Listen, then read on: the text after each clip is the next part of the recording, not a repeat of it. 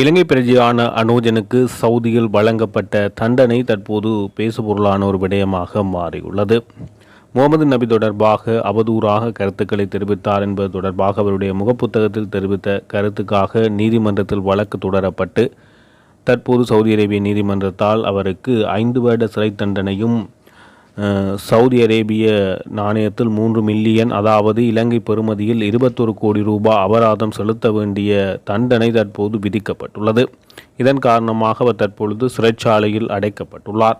இந்த நிலையில் 21 கோடி பணம் என்பது மிகவும் பெருந்தொகையாக காணப்படுவதனால் அந்த பணத்தினை தற்பொழுது அவருக்கு உதவக்கூடியவர்கள் உதவுவதற்காக பகிரங்கமாக பல்வேறு நபர்கள் அவருக்கு உதவ வேண்டும் என அழைப்பு விடுத்து வருகின்றனர்.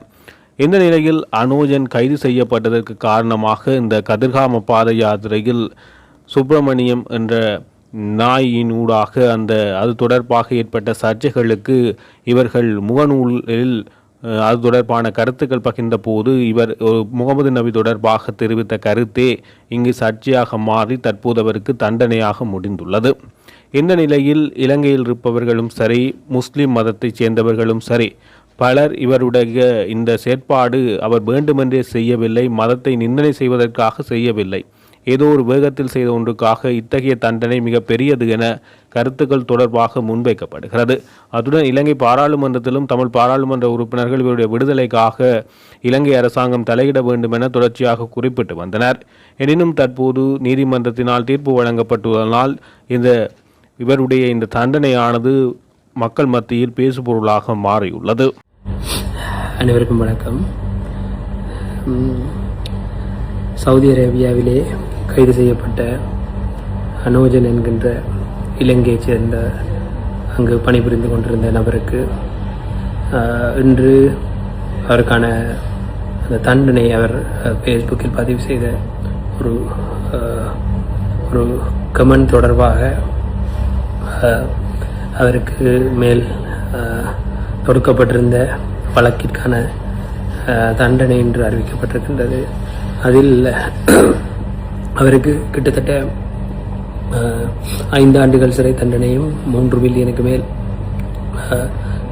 நட்டஈடும் செலுத்துமாறு நீதிமன்றம் அந்த தண்டனையில் குறிப்பிட்டிருப்பதாக இன்று மதியம் ஒரு மணி அளவிலே அவரது சகோதரர் எனக்கு அழைப்பு ஏற்படுத்தி கூறியிருந்தார். இந்த தண்டனை விவரம் தொடர்பாக அனோஜன் நேரடியாக அவரது குடும்பத்திற்கு தொடர்பை ஏற்படுத்தி விடயத்தை கூறியிருப்பதாக அவரது சகோதரர் எனக்கு தெரிவித்தார். இது மிகவும் ஒரு துன்பகரமான விடயம். அவர் பேசும்பொழுது, அவரது சகோதரர் பேசும்பொழுது அருகிலே அவரது தாயாரினுடைய கதறி அழும் சத்தம், ஒட்டுமொத்த குடும்பம் இருந்த கவலையான சூழ்நிலை, உண்மையில் மன்னிப்பு அவரால் கோரப்பட்டிருந்தது. அவரை மன்னித்திருக்க வேண்டும். ஏனென்றால் அவர் ஒரு கடைநிலை மனிதர்.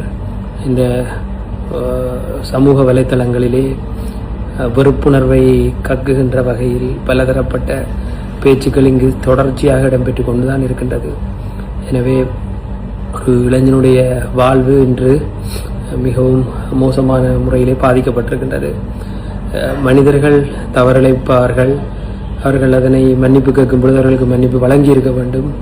இது தொடர்பாக ஏற்கனவே பல்வேறு விடயங்களை நாங்கள் தொடர்ச்சியாக பேசிய பிற்பாடு மீண்டும் இப்படி ஒரு நிலைக்கு தள்ளப்பட்டிருக்கின்றோம். குறிப்பாக அந்த நாயினுடைய பிரச்சனை, அதை பாரிய அளவிலே கொண்டு சென்று பின் அதை ஒரு மத பிரச்சனையாக மாற்றி 2 தரப்பும் தேவையற்ற விதத்திலே சண்டை பிடித்து இறுதியில் யாரோ என்னென்னோ பேசியதற்கு ஒரு நபர் பேசிய விடயத்திற்காக அவர் சவுதியில் இருந்தபடியால் அவருக்கு தண்டனையை பெற்றுக் கொடுத்திருக்கின்றோம். இது இலங்கையராக ஒரு தலைகுனிவை ஏற்படுத்தக்கூடிய ஒரு விடயம். ஏனென்றால் இந்த முறைப்பாடை இலங்கையில் இருப்பவர்கள் அல்லது இலங்கையர்கள் தான் சவுதி அரசிற்கு செய்திருக்கின்றார்கள். இது மிகவும் மோசமான விடயம். ஏனென்றால் இலங்கையர்களுக்கு இலங்கையில் போதுமான சட்டங்கள் இருக்கின்றது. நாங்கள் அப்படித்தான் அதை கையாள வேண்டும். உண்மையில் அவரை ஒரு சக இலங்கையராக நாங்கள் பார்க்கவில்லை, வெறும் மதத்தையும் இனத்தையும் வைத்து பார்த்திருக்கின்றோம் என்பது மிகவும் கவலையான விடயம். அதிலும் நான் அனைவரையும் குறிப்பிடவில்லை, முஸ்லிம் நண்பர்கள் பலர் அவருக்கு ஆதரவான விடயத்தை கூறியிருந்தாலும் அதே அளவிற்கு பலர் அவருக்கு எதிர்ப்பை வெளியிட்டிருந்தார்கள். மறுமுனையில் அனைத்து மத நிந்தனைகளும் இங்கு இடம்பெற்றுக் கொண்டுதான் இருக்கின்றது. இது நிறுத்தப்பட வேண்டும். யாராக இருந்தாலும் இன்னொரு மதத்தை கேவலமாக பேசக்கூடாது என்பதுதான் என்னுடைய தனிப்பட்ட நிலைப்பாடு. ஆனால் தற்பொழுது அனோஜனுடைய நிலை மோசமாக இருப்பதனால் அவருக்கு வேண்டிய உதவிகளை நாங்கள் செய்வோம். சட்ட ரீதியாகவும் வெளிநாட்டு தூதுவர் ஆலயத்தினூடாகவும் வெளிநாட்டு அமைச்சினூடாகவும் அவருக்கு தேவையான உதவிகள், இந்த தண்டனையை குறைப்பதற்கு எதுவும் வழிகள் இருக்கின்றதா என்பது தொடர்பான விடயங்களை நாங்கள் செய்வோம். மேலும் இனி வரும் காலங்களில் நீங்கள் சமூக வலைத்தளம் தானே என்று எதிர்ச்சியாக இருக்க வேண்டாம். இங்கிருக்கும் மனிதர்கள் அனைவரும் விதமாக இருக்கின்றார்கள். என்ன சொல்வதென்றே தெரியவில்லை. ஒரு மனிதரை வாழ்க்கை அளிப்பதில் அல்லது இன்னொரு மதத்தை கேவலப்படுத்துவதில் இப்படி பல விடயங்கள் இங்கு நடந்து கொண்டேதான் இருக்கின்றது. எனவே அனைவரும் மிகவும் அவதானமாக இருங்கள். இன்று இந்த குடும்பத்தினுடைய கண்ணீர் நான் நேரடியாக அதனை காதுகளால் கேட்ட பொழுது எனக்கு மிக வருத்தமாக இருந்தது. அந்த அடிப்படையில் தான் இதனை கூறுகின்றேன். நன்றி. தற்போது தொடர்ச்சியாக ராஜபக்சர்கள் மீது குற்றச்சாட்டு முன்வைக்கப்பட்டு வருகிறது. கோடபய ராஜபக்ச, பசுல் ராஜபக்ச, நாமல் ராஜபக்ச, சசீந்திர ராஜபக்ச, சமல் ராஜபக்ச என மற்றும் ராஜபக்சவினுடைய ஏனைய புதல்வரான ஜோசித ராஜபக்ச, ரோகித ராஜபக்ச என அனைவருடைய பேரிலும் பல்வேறு லஞ்ச ஊழல் குற்றச்சாட்டுகள் தொடர்பில் விசாரணைகள் ஆரம்பிக்கப்பட்டுள்ளது. தற்பொழுது இந்த பட்டியலில் மஹிந்த ராஜபக்சவினுடைய பெயரும் வந்து இருப்பதன் அடிப்படையில் மஹிந்த ராஜபக்ச தொடர்பாக தற்போது மிகப்பெரிய ஒரு ஊழல் மோசடி வெளிவந்துள்ளது. 100 கோடி ரூபாய் லஞ்சமாக பெற்றுள்ளது தொடர்பாக தற்பொழுது அவருடைய உறவினரும் சக பாராளுமன்ற உறுப்பினருமான மற்றும் நெருங்கிய தொடர்பாளராக இருந்த சைன்பாஸ் குணவர்த்தன தற்பொழுது இவருடைய இந்த விடயம் தொடர்பாக அவர் வாக்குமூலம் வழங்குகின்ற ஒரு நிலைமை தற்பொழுது ஏற்பட்டுள்ளது. அந்த அடிப்படையில் அவர் லஞ்ச ஊழல் ஆணைக்குழுவுக்கு அழைக்கப்பட்டு இது தொடர்பாக வாக்குமூலம் பெறப்படுகிறது. அதாவது ஒரு தனியார் ஹோட்டல் ஒன்றுக்காக நிலம் வழங்குகின்ற விவகாரத்தில் அந்த தனியார் ஹோட்டலுக்கு நிலம் வழங்குவதற்காக 100 கோடி ரூபாய் லஞ்சமாக பெற்றுள்ளார்கள். கொழும்பில் உள்ள பிரபல நட்சத்திர ஹோட்டலாக கருதப்படுகின்ற சங்கிலா ஹோட்டலுக்கான நிலம் ஒன்றுக்காக இவர்கள் அவர்களிடமிருந்து 100 கோடி ரூபாய் லஞ்சமாக பெற்றுள்ளார்கள் என்பது தொடர்பாக விடயங்கள் வெளிவந்தது. இதற்குடந்தையாக சைன்வாஸ் குணவர்த்தன செயற்பட்டார் எனவும், எனவே அவரின் தற்போது குற்றப்புலனாய்வு திணைக்களம் லஞ்ச ஊழல் விசாரணைக்கு அழைத்து சென்று 3 மணித்தியாலங்களுக்கு மேல் விசாரணைகள் இடம்பெற்றுள்ளது. எனவே அவர் அந்த வாக்குமூலத்தில் என்ன தெரிவித்தார் என்பது இதுவரை வெளிப்படுத்தப்படவில்லை. இந்த நிலையில் மஹிந்த ராஜபக்ச தொடர்பாகவே அந்த விடயங்கள் குறிப்பிடப்பட்டதாகவும், எனவே எதிர்வரும் காலங்களில் மஹிந்த ராஜபக்ச மீது தொடர்பாக விசாரணைகள் ஆரம்பிக்கப்படுவதற்கான வாய்ப்புகள் அதிகம் காணப்படுகிறது.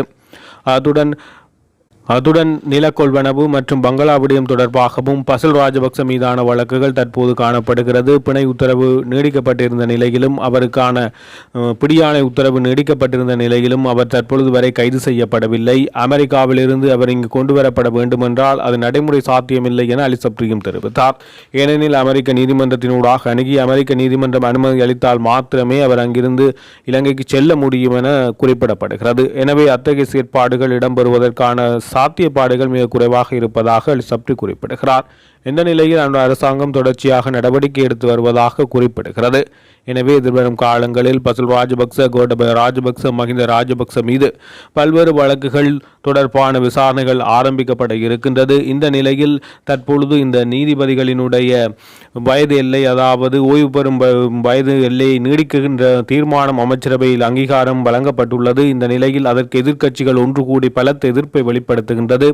புதிய அரசியலமைப்பு கொண்டுவரப்படுகின்ற நிலையில் அதை ஓரங்கட்டிவிட்டு 22வது அரசியல் திருத்தம் ஒன்றின் ஊடாக இந்த செயற்பாடுகளை மேற்கொள்வதன் ஊடாக அவர்கள் வேண்டுமென்றே தற்பொழுது பிரதம நீதியரசராக இருக்கின்ற பிரீத்தி பத்மன் சூரசேனவினுடைய பதவிக்காலத்தை நீடிப்பதற்காகவே இந்த செயற்பாடை மேற்கொள்வதாக எதிர்க்கட்சிகள் குற்றம் சாட்டுகின்றது. இந்த நிலையில் நீதி அமைச்சர் மற்றும் அமைச்சரவை பேச்சாளர் நலிந்த ஜெதிசா ஆகியோர் இல்லை, வழக்குகளினுடைய இந்த பல வழக்குகள் தொங்கி இருக்கின்ற நிலையில் அவற்றை உடனடியாக தீர்ப்பதற்காகவே இந்த நிலுவையில் உள்ள வழக்குகளை விசாரிப்பதற்காகவே இந்த நடவடிக்கை மேற்கொள்ளப்படுகிறது. வேறெந்த உள்நோக்கமும் இல்லை என அரசாங்கம் இன்று திட்டவட்டமாக அறிவித்துள்ளது.